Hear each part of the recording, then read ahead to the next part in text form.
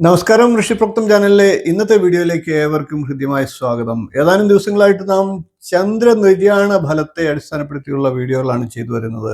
ഭൃഗു സംഹിത, ജാതകാഭരണം എന്നീ ഗ്രന്ഥങ്ങളെ അടിസ്ഥാനപ്പെടുത്തി ചന്ദ്രന്റെ രാശി വെച്ചിട്ടുള്ള, അതായത് ഓരോ രാശിക്കൂറുകാരുടെയും പ്രത്യേകമുള്ള ചന്ദ്രനിര്യാണ ഫലം, അതായത് ജീവിതത്തിൽ പ്രത്യേക കാലഘട്ടങ്ങളിൽ ഉണ്ടാകുന്ന ആരോഗ്യ പ്രശ്നങ്ങൾ, അപകടങ്ങൾ, ആയുസ്, പ്രധാന സംഭവങ്ങൾ ഇവയൊക്കെയാണ് സൂചിപ്പിക്കുന്നത്.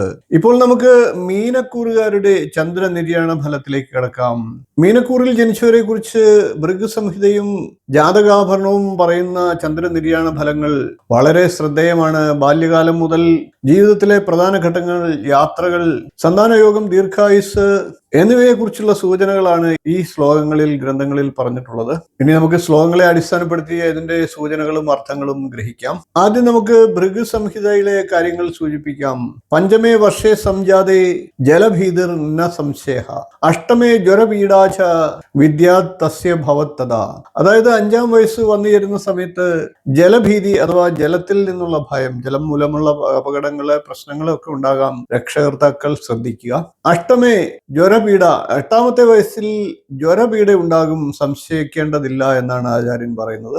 ജ്വരപീഡ അഥവാ പനി തുടങ്ങിയ കാര്യങ്ങൾ കൊണ്ടുള്ള ആരോഗ്യ പ്രശ്നങ്ങൾ. കൂടാതെ വിദ്യാ തസ്യ ഭവേത്തദ എന്ന് പറയുന്നുണ്ട്. അതായത് ഈ കാര്യങ്ങൾ അറിഞ്ഞു വെച്ചുകൊണ്ട് രക്ഷകർത്താക്കൾ കുട്ടികളെ ശ്രദ്ധിക്കണം എന്നുള്ളതിന്റെ സൂചനയാണത്. ഇപ്പോൾ നമ്മൾ മീനക്കൂറുകാരുടെ ചന്ദ്രകൃത ഫലത്തെയാണ്, നിര്യാണ ഫലത്തെയാണ് പറയുന്നത്.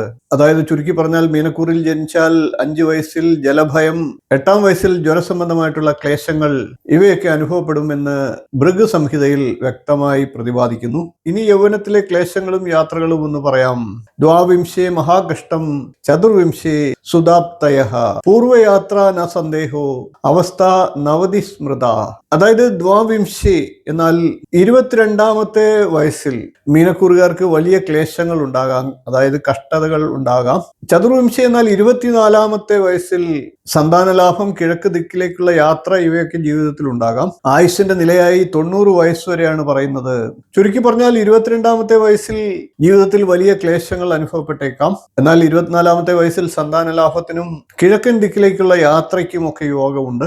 മീനത്തിലെ ചന്ദ്രന് ശുഭദൃഷ്ടി ഉണ്ടായാൽ ആ ജാതകന്, മീനക്കൂറുകാർക്ക് പരമായുസ് 90 വയസ്സ് വരെ ആയിരിക്കും. ഇനി നമുക്ക് മരണസമയത്തിന്റെ ഗ്രഹനിലയായി ഭൃഗു ജ്യോതിഷത്തിൽ പറഞ്ഞിട്ടുള്ള കാര്യങ്ങൾ ഒന്ന് പറയാം. അശ്വിനെ കൃഷ്ണപക്ഷേ ദ്വിതീയ ഗുരുവാസരേ കൃത്തികാഭേ സമായുക്തേ സായം മൃത്യുർ ന സംശയഃ. അശ്വിനി എന്നാൽ അശ്വിനി മാസം കൃഷ്ണപക്ഷത്തിൽ, ദ്വിതീയ തിഥിയിൽ, ഗുരുവാസരേ വ്യാഴാഴ്ച ദിവസം, കൃത്തികാഭേ കാർത്തിക നക്ഷത്ര ദിവസം എന്നിവയൊക്കെ എത്തിച്ചേരുമ്പോൾ സന്ധ്യാസമയത്ത് മീനക്കൂറുകാരുടെ മരണം സംഭവിക്കും എന്നാണ്. അതായത് പൂർണ്ണായുസ് ലഭിച്ചു കഴിഞ്ഞാൽ ഉള്ള കാര്യങ്ങളാണ് പറയുന്നത്. ഈ ദിവസങ്ങളൊക്കെ ഒത്തുവരുന്ന സമയത്ത്, ചുരുക്കി പറഞ്ഞാൽ 90 വയസ്സ് വരെ ഏകദേശം ആയുസ് അശ്വിനി മാസത്തിലെ കൃഷ്ണപക്ഷത്തിലെ ദ്വിതീയ തിഥിയിൽ വ്യാഴാഴ്ച ദിവസവും കാർത്തിക നക്ഷത്രവും ഒത്തുചേരുന്ന സമയത്ത്, സന്ധ്യാസമയത്ത് മരണം സംഭവിക്കാം.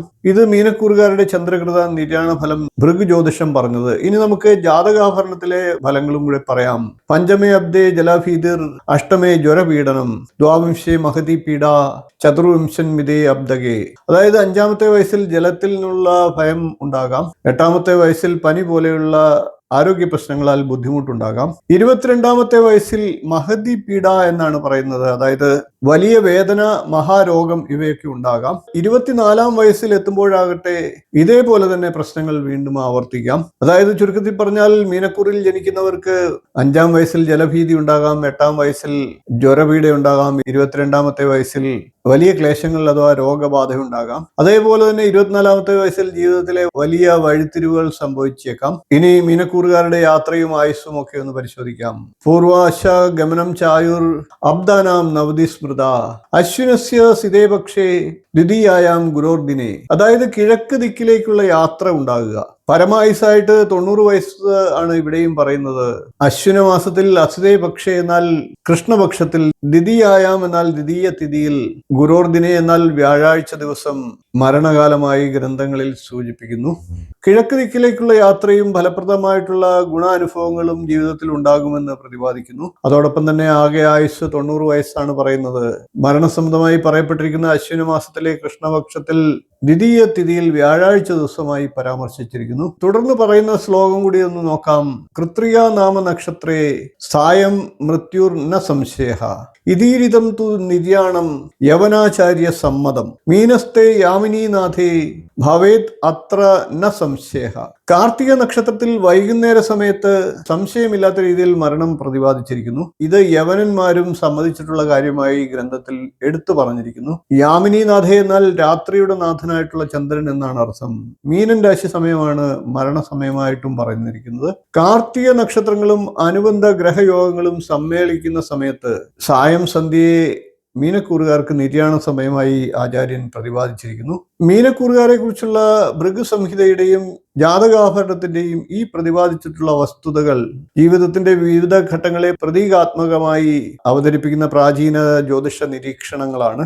ബാല്യകാല അനുഭവങ്ങൾ, യുവത്വത്തിലെ പരീക്ഷണങ്ങൾ, യാത്രകൾ, സന്താനയോഗം, ദീർഘായുസ് എന്നിവയെക്കുറിച്ചുള്ള സൂചനകളാണ് ശ്ലോകങ്ങളിൽ പറഞ്ഞിട്ടുള്ളത്. ജ്യോതിഷ ശാസ്ത്രത്തെ പഠനപരമായി സമീപിക്കുമ്പോൾ ഇത്തരം ഗ്രന്ഥങ്ങളൊക്കെ തന്നെ നമുക്ക് പുരാതന ഭാരതത്തിന്റെ ജ്ഞാനപാരമ്പര്യത്തിന്റെ ആഴവും വൈവിധ്യവും മനസ്സിലാക്കുവാൻ സഹായിക്കുന്നു. മീനക്കൂറുകാരുടെ ജീവിതത്തിൽ ആത്മീയതയും കരുണവും ഉൾക്കാഴ്ചയും കൂടുതൽ പ്രശോഭിക്കട്ടെ എന്ന് ആശംസിക്കുന്നു. ഇത് നിങ്ങളെ ഭയപ്പെടുത്തുവാൻ വേണ്ടി പറഞ്ഞതല്ല, ജാഗ്രതയോടുകൂടി ജീവിതത്തെ നയിക്കുവാൻ വേണ്ടി പ്രതിപാദിച്ചിട്ടുള്ളതാണ്. എല്ലാ മീനക്കൂറുകാർക്കും നല്ല ഫലങ്ങൾ ഉണ്ടാകട്ടെ എന്ന് ആത്മാർത്ഥമായി ആശംസിച്ചുകൊണ്ട് ഇന്നത്തെ വീഡിയോ നിർത്തുന്നു. വീഡിയോ ഇഷ്ടപ്പെട്ടുവെങ്കിൽ ഒന്ന് ലൈക്ക് ചെയ്യുക, ഷെയർ ചെയ്യുക. ഇനിയും ഇതുപോലുള്ള വിശേഷ അറിവുകൾക്കായി ചാനൽ ഒന്ന് സബ്സ്ക്രൈബ് ചെയ്യുക. നിങ്ങളുടെ അഭിപ്രായങ്ങൾ കമന്റായിട്ട് പങ്കുവയ്ക്കുക. നിങ്ങളുടെ പ്രോത്സാഹനം പ്രതീക്ഷിച്ചുകൊണ്ട് നമുക്ക് തുടർന്നുള്ള വീഡിയോകളിൽ കാണാം. നന്ദി, നമസ്കാരം, ശുഭദിനം.